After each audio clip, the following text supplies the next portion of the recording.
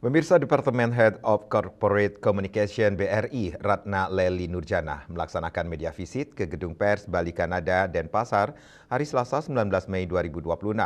Kunjungan ini bertujuan mempererat tali silaturahmi dan sinergi yang telah terjalin.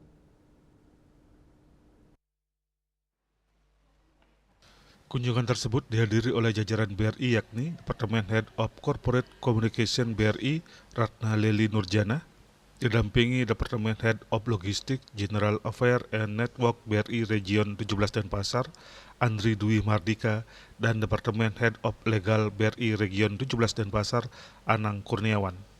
Rombongan diterima oleh Direktur Pengembangan Bisnis Kelompok Media Bali Post, Dewi Anjaswari.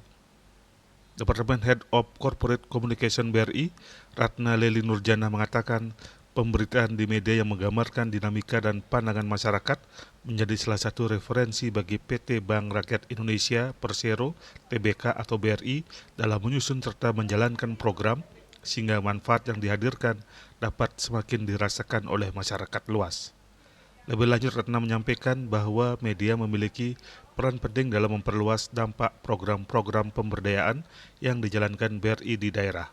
Oleh karena itu, sinergi bersama kelompok media Bali Post diharapkan mampu menghadirkan informasi yang inspiratif sekaligus memberikan manfaat nyata bagi masyarakat.